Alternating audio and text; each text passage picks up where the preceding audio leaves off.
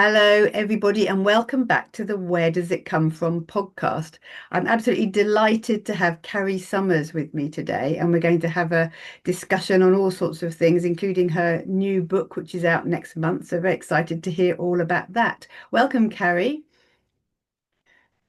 Thank you, Joe. Delighted to be here. It's lovely to have you and really looking forward to our conversation. First of all, just to kick things off, really, I wanted to ask you to tell us about yourself. What's your story and what led you to where you are now? Gosh, well, I've been working in the fashion and sustainability space for far longer than anyone really talked about sustainable fashion. So, starting in the very early 90s. In fact, I think I was the first person to put the words fair trade and fashion together and really got into this completely by accident. It was supposed to be a summer holiday project between my master's in Native American studies and a PhD in natural dyes and the symbolism of colour in the Andes. And I went to Ecuador to work with a couple of cooperatives and community groups I'd met who had both experienced arson attacks because they posed such a threat to the middlemen who controlled the wool industry. So I did some designs, sold them at some events and festivals, and by the end of that summer, I could see families sending children to school for the first time. I could really see the difference it was making, sort of working directly with them. And I was concerned with fair trade principles. I mean, I think fair trade, to my knowledge at that time, was mostly some quite undrinkable Nicaraguan coffee. But it was that idea of working in solidarity with the producers. So I postponed my PhD, eventually ditched it, and went on to found Pachacuti, which means world upside down or time of transformation in the Quechua language, and moved also into Panama hats, in particular working with women's cooperatives, and did that for the next sort of 22 years or so, until the Rana Plaza factory collapse in Bangladesh. And I knew the importance of transparency. I mean, actually, with Pachacuti, we'd done, as well as being the first fair trade certified company in the world, we'd done a 3-year EU project tracing our supply chains right back to the raw materials, to the GPS coordinates, collecting different social, environmental, economic impact data measurements. And I knew it was this lack of transparency that was costing lives. So had the idea to do something about it and never imagined it was going to turn into the world's biggest fashion activism movement. But that's when Fashion Revolution was born, and I headed that up for a decade and left a couple of years ago. Wow, I don't know where you got time to fit all that in, Carrie. I really don't. I mean, it's interesting that you came at it from the fair trade side, which is very much for me as well. I came at it through fair trade. I was doing lots of things with fair trade and fashion. It's a great way. Making products and selling fashion is a great way to have that direct impact, isn't it? And you obviously doing traceability a long time before most people even knew what traceability was. So absolutely amazing. I wanted to move on to talk about your book. That was a good starter for 10, getting us going.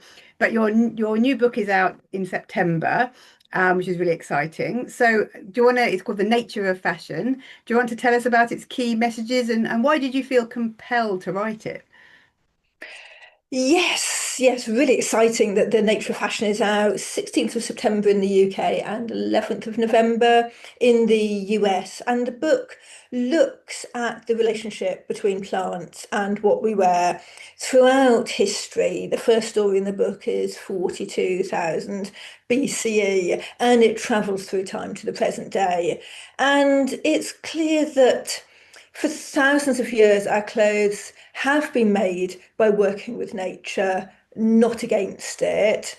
But that's not to say that actually we didn't make a fair few mistakes along the way, which are also catalogued in the book. So it's not like sort of, everything was great back then and over the last century or something, we've somehow become disconnected in the way we make our clothes. We actually made really big mistakes a really long time ago when it comes to the extraction of resources, including to make our clothes. But I think today we can see how fashion has become even more separated from those botanical roots. And the idea of the book, I very much took inspiration from Eduardo Galeano, who's a European novelist whose work I have loved for many years, who sort of traced the history of Latin America through telling stories. It's sort of his more historical fiction, but in quite a non-fiction way, sort of telling the true stories of the people through very short stories. And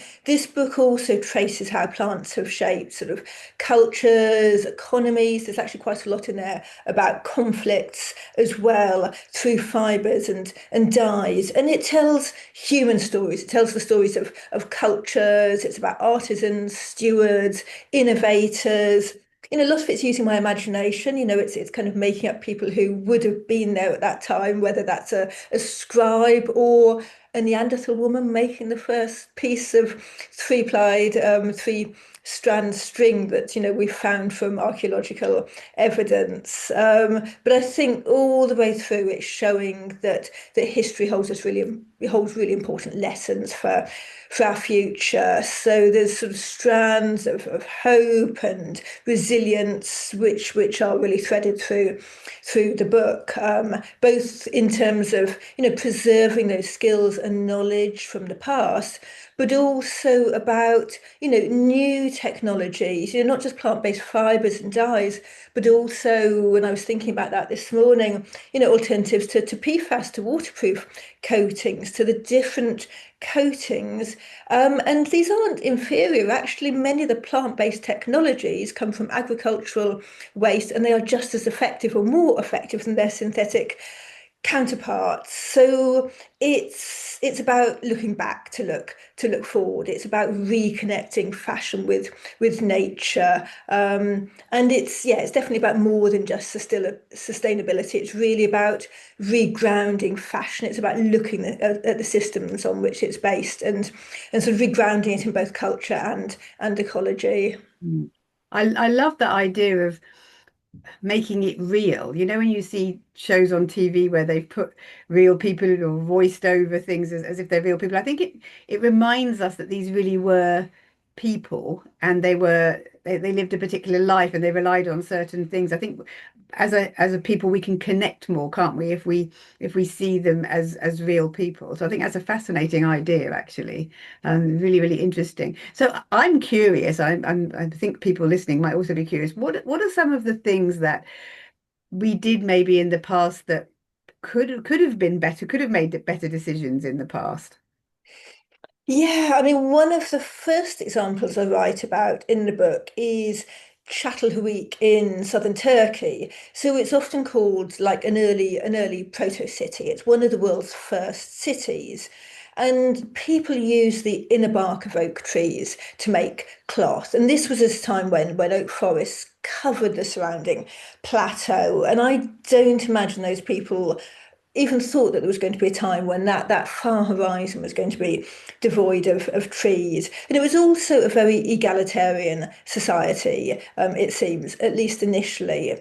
But some people started getting greedy and they started domesticating cattle, and some people wanted more cattle and they expanded and they cut down those oak trees in their thousands, both to create land to graze the cattle, but also continuing to use it for their homes and still for their clothes as well. They were using the bast fibre. And they, probably didn't realize at the time that the trees were providing, more than just wood and fiber. They were helping to anchor the soil. They were enriching it with the leaves. They were keeping the rivers flowing by sort of digging their roots down and securing the banks as well. So the trees disappeared, the land turned to dust, the river dried up, and the city collapsed. And I like to think that when the people moved on elsewhere, that the elders started embedding those cautionary tales into their history so the next generation would not repeat their follies. And I think, this is still a story that speaks to us today. We can see examples happening, throughout history. There's a Mayan cities that have collapsed as well. I was on Easter Island 3 years ago. We know that that was thriving and then, pretty much collapsed through deforestation as well. So I think textiles are, they're never just material. They're part of a much bigger ecological web. And so often we don't look at those wider consequences. They can hold up, they can sustain societies and cultures, but they can also start to unravel them as well. Mm. Yeah, and there's definitely it's interesting, a really interesting story. Thank you. I just think it speaks a lot to many situations in the modern times, really, in terms of where we over consume, I suppose. So immediately maybe think of the Aral Sea being, drying up and things like that, because if you're living in balance with nature, then obviously you thinking about all those different routes, or connections between all the different elements. But I guess as soon as you start unbalancing it by taking too much from nature that it can't recover itself, then you're going to start the walls come tumbling down, literally, I suppose, don't they? So there's so many examples I can think of even now of where we're doing that. So certainly around cotton, where you're overproducing, it's a really big one. That's really interesting. It is. And I think one of the things in the book that I talk about quite a lot is this idea of balance, because we tend to think of balance as actually being something almost quite static. It's this equilibrium. We get into balance and that's it. You just have to keep it balanced. Whereas in most indigenous societies, it's about the inflow and outflow of ideas. It has to be, a constant exchange to keep that balance. In the Andes in Quechua societies, it's the concept of aini. It's a reciprocal give and take that keeps the world in balance. It's not something static. So that's Mhm. something I explore how that is then, disrupted through the colonial enterprises as well. And I think one example was in my caravan in Branscombe. I'm fortunate enough to spend a lot of time in this wonderful caravan in the Undercliff. And one day last October, I saw the peregrine falcon, and it was so close to my deck. And it looked like it was just hovering. It looked like it was motionless in the air, but it was so close to me. I could see how hard she was working, just sort of flapping her arms really in sort of, gently up and down, swooping in short circles every now and again when the wind knocked her off balance. And for me, that was a really good metaphor for what balance is not just about staying still in one place. It's about constantly working within that sort of ebb and flow, a bit like the tides. That's really, yeah, that's a really interesting analogy. That we think balance means staying the same. We think balance, it's like the old thing about sustainability, isn't it? Sustainability is staying the same. We don't want to stay the same. We want to sustain, but we also want to regenerate and rebuild and develop and everything. So there's lots of really interesting thoughts there. No, that's lovely, the peregrine falcon. I can actually see that now. It's a dear. So is there any other things within your book that you feel driven to have covered, important key messages? Oh gosh, I mean, I think there's so many key messages in the book. I mean, I guess you're supposed to only have a handful of key messages, but I think it's a very wide-ranging book because it is about how plants have shaped, societies, communities, landscapes. It's about myth, it's about symbols, it's about knowledge encoded into them, and it's about, survival and creativity and belief systems. So I guess, I mean, it is a lot of it is about reciprocity and balance. And I think if you're going to distill it down to key messages, it's about showing that, every culture there, every plant, every place is part of that wider ecosystem, and that those choices that we made in the past continue to shape landscapes and economies today, and the choices we make now will continue to shape landscapes and economies in the future as well. And I also want the book to be, a call to action in many ways. It's about looking back to look forward, and it's certainly not a practical guidebook. I wanted to make it a very accessible it's about storytelling. It's about reconnecting with those traditions and encouraging people to explore. Because they really are only snapshots. There's threads running through with different cultures, so we go back and visit the same people group over and over again. But there's whole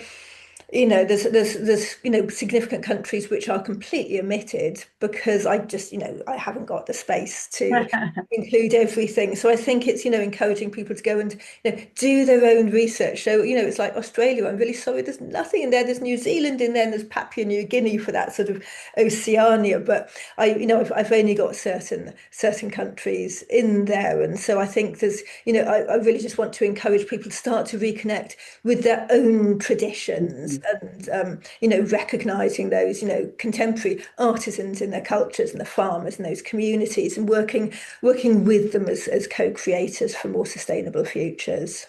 Sounds amazing. I think if you'd have covered all the countries, it'd have been about this thick. So you're starting people off, and then they can go and do the work on the other countries or their own country themselves. But Yeah, or fascinating. book too. Yeah, or book two, exactly. I think one thing that will be of interest to people who maybe haven't delved down into it quite so much is is the fact that everything is built on plants. And I think people genuinely don't know that. It's like when you start looking into where do things come from, a lot of things come from plants, and certainly a lot of fashion and household goods and items come from plants, even as you say, if they might have developed over time and been in a lab as well. Those intrinsic origins are with plants. So although that sounds simplistic, I think it will be a eureka moment probably for a few people who have not thought beyond a piece of fabric and where that comes from before that. So that's one thing.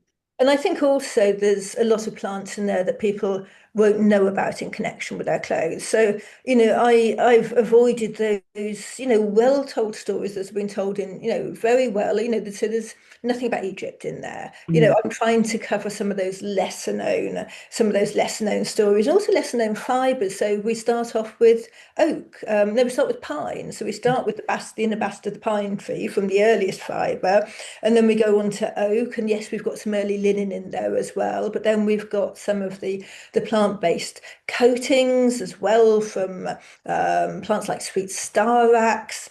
And it's going through quite a lot of different ones. Henequen, the agave Yeah. plants, and not used for clothing, but definitely used for accessories today, but also very widely used in the past for rope, for twine, for sacking as well. And jute, it's called the nature of fashion. Some of these textiles probably would never be used for fashion, but they'd be used for homewares, they'd be used for agricultural purposes. So textiles more broadly. Yes, and certainly a few that you said there that I'd never heard of before, which is interesting. The Henneken one, I was lucky enough to go to uh, a plantation in Mexico a couple of years ago and had a really lovely demonstration from them called Satuta de Peon, from how they turned the agave plant into the sisal, basically, that was then had been used, had enormous industry for rope and those kind of things. But now, as soon as the synthetics came along, they lost their market, and it's a another sign of how things have changed. I guess the input of synthetics taking over from many of these plant-based economies, which is a shame. But I also love what you're saying about communities and people looking to their own communities. And Cardi London, which I'm obviously a part of, we very much around the decentralization side of things. So it's lovely trying to encourage people to look to their local fibres, the historical fibres, and then the skills and the heritage that comes from those communities going back, generations and generations into the spinning and weaving and knitting and all the different things, embroidery and everything. They're so wonderful. I think in some ways fashion has become a bit global in the sense that everything looks the same in a lot of situations rather than having those gorgeous decentralized cultural emblems of clothing. That's almost become just a dress up thing rather than a standard. I hope we can bring it back more, that people are wearing examples of their own cultural cloth. Yeah, no, that's absolutely true. There's one moment I mentioned briefly in the book, which is when I came back from Extant in Mallorca, which is a wonderful celebration of the best global artisans, really fantastic. And I was crossing London on the tube on my way to head back north.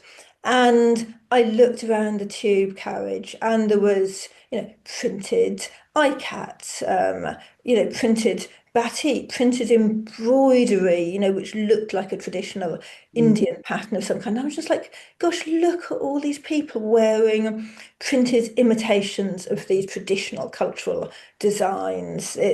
Yeah, no, it was quite a shock after seeing, sort of just the genuine article. Real things, exactly. I know I was at a wedding a few years back in India, and with one of my partners who knows all about textiles, Shailini, and you lost your headphone. And and she was basically pointing out at this wedding how the older ladies were in saris that were handcrafted, and they were silk, and they were, cotton and various different things with hand embroidery, with hand printing. And then a lot of the younger women were wearing synthetics with things sewn on them, maybe all, say fake printing, whatever. And she was really upset about it. You go that there's this big change away from some of the beautiful traditional things. It's such a shame. I was going to actually moving on. My next question actually links in pretty well with that. So we're seeing, I say we are beginning to see crafts being shown in homewares and fashion a lot more now. You do see brands with embroidery and different things, and there's more of an awareness. I'd say we had the recent Prada and Kolhapuri sandals scandal, and there's been other ones as well of people saying, "Hey, big brands, you can't just take our things that we've been wearing for years and years and crafting for years and years and say that they're yours, just because some designer copied them." But it does draw attention, I guess, to the fact that these things do come from a base of craft. But you recently worked with you launched the Crafted report with the League of Artisans, where you were looking at brands in terms of how much artisanal involvement and heritage that they had. Can you tell us a bit more about that and your findings? Yes, of course.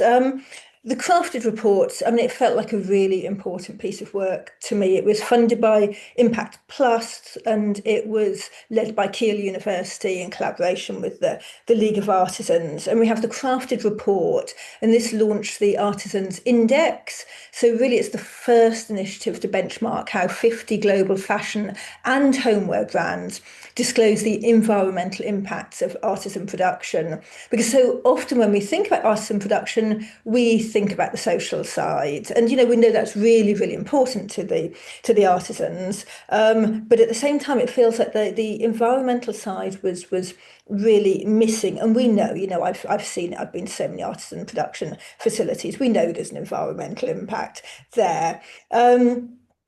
And we know that artisans, whether it's the high-end luxury, whether it's jute rugs and homewares, this work often underpins fashion and interiors, but it's often, decentralized, subcontractors, it's home-based, there are the informal parts of the supply chains, and brands rarely measure the environmental or the social harm there, let alone take responsibility for it.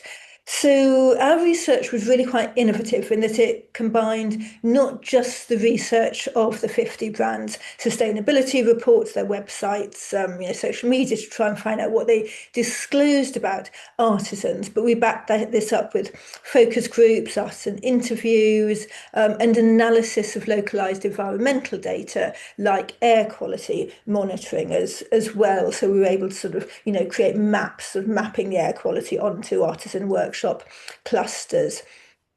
And I think overall, what we found is yes, there is emerging good practice, and we really wanted the report to be something that was useful for brands. So we did say, even though we showed examples of good practice, we actually said, which brands were examples of good practice, not always the best scoring brands. Sometimes it's quite low scoring brands that can show some examples of really good practice, but we thought that was important for brands to recognize, well, actually, other brands are disclosing this information. They're clearly working this area, and helping them to show, that there's a blueprint for this work.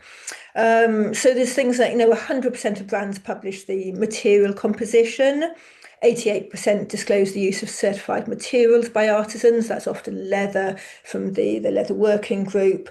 72% reported training for artisan suppliers. But there's still really big blind spots. So only 12% monitor air quality. Just 4% test soil at tier two facilities. I mean, I've been to, Bangladesh to the tanneries. I've just seen the effluent, flowing out on, into the open drainage ditches. Um, and and scope 3 emissions targets that include outsourced artisan work. And then you mentioned the sandals. We've got Prada. There's also been the recent Adidas case with the Mexican huaraches as well. And we found that only 18% of brands that we surveyed had cultural appropriation policies or disclosed them, and only 14% provided examples of how free, prior and informed consent was obtained from artisans. So, as we've seen with these high profile cases, in just in the last few weeks, really, this continues to be an area where brands need to do a lot more work. So we've got the crafted report. It's available online on the League of Artisans website. And yes, it's a ranking tool. We want brands to improve. We'd love to find funding to run it again next year, to expand it as well, particularly for homewares, because you can really see the pressure, the focus has been on fashion brands. Homewares, other than a couple of brands owned by Williams Sonoma, we could really see that homewares were lagging far behind fashion. But we also want it to be a roadmap. So we've very much got these best practice examples and, where we want to see the fashion and homewares industry heading as well. It's amazing. I went to the launch of it online and it was absolutely fascinating. Lots of things you've never even thought of. And I think the cultural appropriation thing is really interesting, isn't it? Because I suppose for many brands, and I'm thinking of the Temus and the Shein's types here, they even apart from artisanal designs and heritage designs, they're always being accused of taking other people's designs. They're finding things that small designers doing and copying them. It's very hard to know how you can clamp down on that, let alone clamp down on something where the whole community's wearing them. It's a completely non-thought about. It's just that is what we wear, and then they turn it into a fashion design and sell it as theirs. Who owns that? I suppose who owns that design? Should anyone own that design? It's a really difficult thing. It's a heritage thing. So yeah, it's great that the crafted report is looking into all of that and I suppose raising the issues with some of these brands who maybe haven't even thought about it before. So it's got to be a good thing, hasn't it? Yeah, definitely. And also, we know it works. I know from my experience at Fashion Revolution with the Fashion Transparency Index that this works. But usually, the first year is a baseline. What we need to see is the progress, the greater disclosure year on year. Definitely. I think the Fashion Transparency Index was an interesting one. I remember back in 2020 when I had someone from Fashion Revolution, Elicio, came and talked to a conference I was running, and it was really, really interesting then to see how over the previous years brands had stepped up once they knew they were going to be asked about something or had to give evidence or data on a transparency area. I mean, the point was always made very strongly that it's not saying that they're doing the right thing, but at least they're talking about it, which is a really good start towards this. So hopefully Crafted can go in the same direction and start encouraging these conversations with brands and artisans and customers, getting customers to be saying, hey guys, you can't be just using this design here without anybody's say so. And going back to some of the beautiful ethnically what do you call it, ethnically real, I suppose, skills of their local area, their local community. So amazing, great work, Kerry, fantastic. I was going to take you back in history next. So when you co-founded Fashion Revolution back in 2013, it very much, for me, I've been working in fair trade for a while and then started Where Does It Come From the year before on traceability. But like as you said before, I was very much from the fair trade side. I hadn't really thought about the impact on the communities in the environment of that side at all at that point. But it felt to me at that time, it was like, yes, here's something that's bringing together all of the lots of strands, I suppose, many strands, not everything, brought together into a movement, and then pushing just for the clearness, clarity on transparency and ethics in fashion. So this is a tricky question. So what do you think are the key changes that have happened since then, which is not just generally in the world. So what are the key changes that happened since then, would you say? And I've got a follow up after that. I think, as you said, we were really pushing for transparency because we know that that exploitation, whether it's social or environmental, that it thrives in hidden places, and that's why we started the Fashion Transparency Index. The hashtag Who Made My Clothes, and we found, back at the beginning, first Transparency Index, and trying to think 2017 I think it came out, and we found that hardly any brands published supplier lists. It was 12.5%. And now that's gone up to over 50%. So transparency has become normalized, rather than being the exception. So, now they're publishing, that was the first tier suppliers, and we're still, we're finding a lot more brands publishing, tier two, down to tier three to raw materials. But there's still big gaps. Brands like to talk about their sustainability targets, but there's often a lot less disclosure about how, the sort of measurable progress year on year, so they can be held to account. So I think there has been a lot of progress, but I think there's a lot more disclosure that needs to happen. And as with the soil testing in the crafted report, I would think that if the Fashion Transparency Index looked at soil testing, it would find that similar gap if or probably a smaller percentage if you scale that up across the 250 brands. We've also seen legislation catching up as well, particularly in Europe, and a fashion revolution. We're very much engaged with, EU, going and talking to MEPs about everything from the due diligence legislation through to rights of nature legislation. And I think we're seeing these raising the bar for traceability as well, digital product passport as well, of course. And that massive shift in consumer awareness, which started, I think to a large extent, it did start with Rana Plaza. And I think, it's so many people come up to me saying, thank you for starting Fashion Revolution. It really changed the way I think about my clothes. Lots of people saying that actually it changed their careers. People who were in fashion who'd been thinking about leaving, but then they decided to stay because they knew that they could do something, worthwhile and try and change the industry. And yeah, no, it's always really heartening to sort of hear those stories from people and see the difference, that ripple effect that we often don't see because we're so focused on that, creating those campaigns. Mm. But yeah, no, there's still really huge challenges. There's still so much to do, and that systemic change still, really hasn't happened, and there's still a lot that remains invisible within supply chains. Definitely. No, that it's really interesting.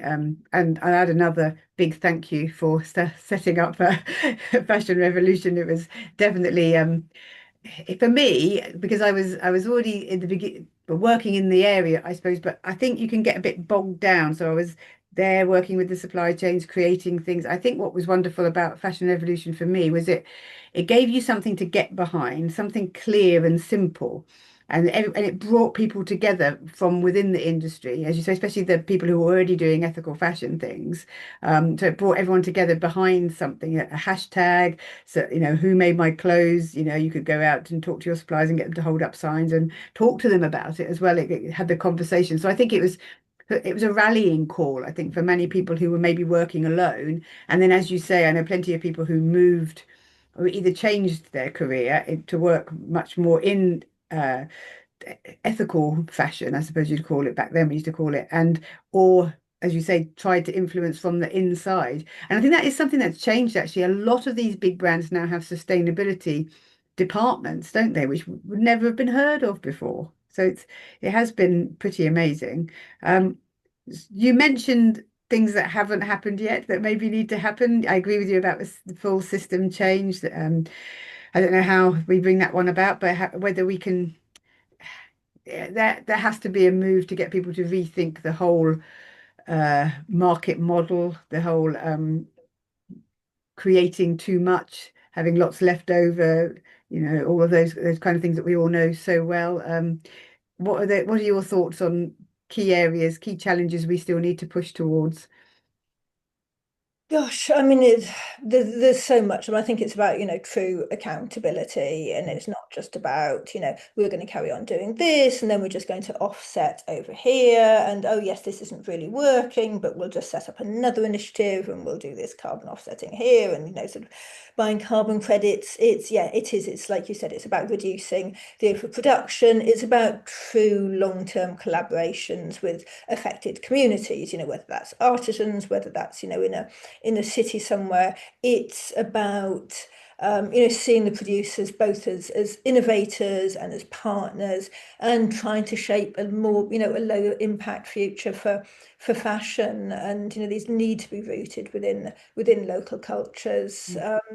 And we need to see that change. And at the moment, we are still seeing those small incremental steps, and it's just not good enough. We have to see systemic change, and that's going to come from it's not going to come from voluntary measures. We have to have the legislation, we have to have the consumer pressure, and we have to have the initiative, the NGOs and other organisations that are really pushing the industry to change as well. Definitely. And I think people say that it's not always the customers who have that responsibility, but I think there is an element of responsibility on customers, however they become educated. And this is not a blame game at all. It's about education. It's to understand that you don't necessarily always keep needing to buy things. You can find different ways.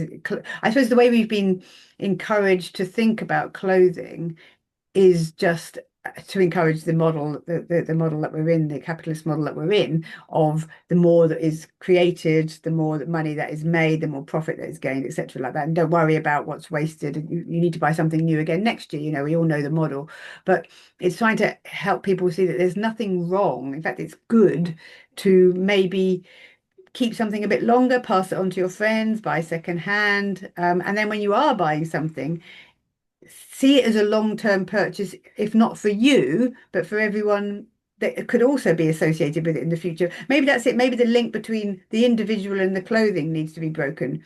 When something's created, it's for it to have a long life with maybe many different people using it for a really, really long time. So it's just seeing clothing differently and very differently to the way that we are. But unfortunately, there are still the brands that are well known and going along with that model, the previous, what I would call the old model of buying things, encouraging people to buy all the time. So it's how do we encourage customers to move away from that model and embrace alternatives, I suppose.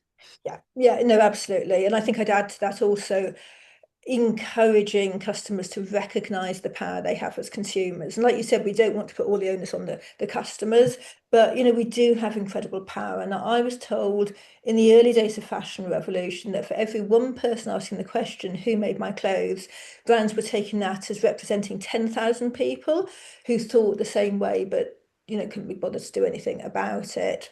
And then we also heard from the Fashion Transparency Index work that it only, and this was across the brands, it only takes between 50 and 200 messages to a brand on a certain subject for that to get discussed at board level. So that's really not that many people. So, if the number of people listening to this podcast who are concerned about, the PFAS in the treatment on the waterproof clothing were all to write to a certain clothing manufacturer, that will get discussed at board level, it's very likely. So Yeah. we do have incredible power. And I think it's just is one of the things we try to do at Fashion Revolution is easy ways for people then to contact the brand through those sort of online, just put the brand's name in here and it will send an automatic email, because brands do take notice of that. Mm. Yeah, that's really interesting, actually. Yes, I think maybe there is a tendency for us to think that fashion happens to us, whereas we can actually shape that ourselves. That's a really, really good point. So I suppose the conversations have been around don't buy or buy secondhand, but actually there's this other way of shape the brand yourself as well, and give the feedback yourself. That's a really interesting point, Carrie. Thank you. And even asking in the shop, if I do have to buy anything new, I ask the shop assistants and I ask them questions, not in an accusatory way, but I'll ask them questions. It's like, well, this is viscose, do you have a responsible viscose policy? And I think if people ask the questions, they will, they will then ask their manager, they'll come back, you can go into a shoe shop and like, can you tell me which are the most, whatever brands, and they will come back, they'll do their research, and it's actually quite surprising. I've Mm. most of the time I've been really pleasantly surprised at the response of shop assistants. Probably not recently when I went to go and buy some lingerie and I went into a shop on King's Road and said, "Oh, do you have anything that's organic?" And she was like, "What, you mean like handmade?" And I'm like, no, I mean like organic. I mean like with no chemicals." So yes, no, there's work to do, but Yeah, yeah, I think it's, people will ask, and then, if people ask in the shops, that will then get fed up through, and people will start to then disseminate that information down as yeah. well, because they'll know that customers are asking, that the demand is there. And also, I can imagine I have a scenario in my head now where that person went home and was sitting around with her family and said, "This woman came in and wanted to buy organic underwear," and they said, "Oh, do you know that's this?" And or, "Oh, I'll find out about that." So you never know where those conversations might lead it's happened. Someone might be No, you don't. educated.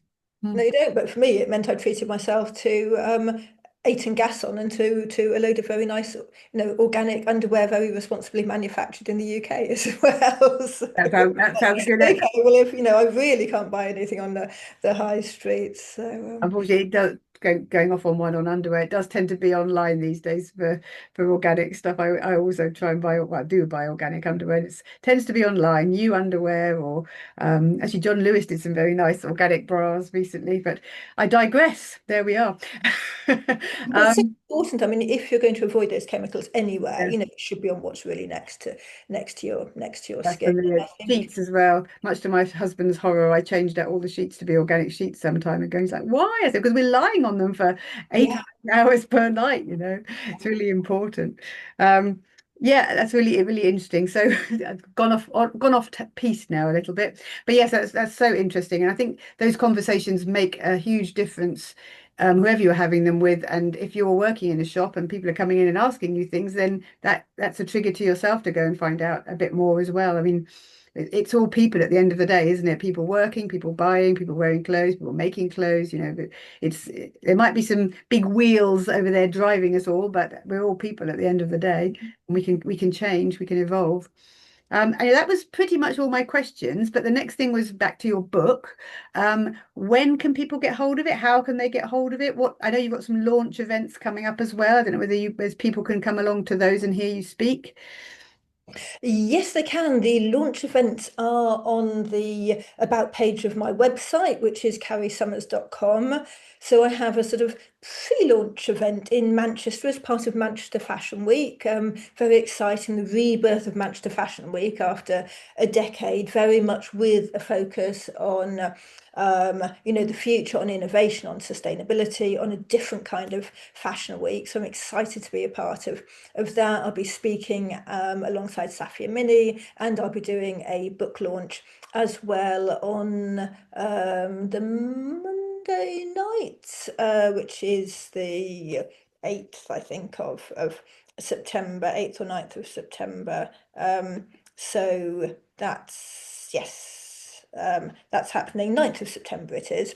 So that's happening, and then I have a book launch in London on the 16th. And I've got various other events I'm doing some book readings at Kew Gardens. I'm speaking at the Shoot Festival, the Sandon Literary Festival, hopefully the British Textile Biennial, and different events around. So, and yes, in terms of the book, it will be out. You can pre-order now from anywhere you get your books from, whether you like to read them or listen to them. So it's out in audio. I've recorded the audio myself, which was several days in a freezing cold studio, but it was great fun to do the audio for it. And then it's also out in hardback. So yes, wherever you want to get your books from. But what I would ask is, if you buy it, it would be great if you could review it as well, because reviews really help us as well. And I know my early book reviewers have all loved the book, so I'm really looking forward to getting it out in the world. Wonderful. I'm looking forward to reading it. I'm looking forward to your launch. I'm going to go to one of the London ones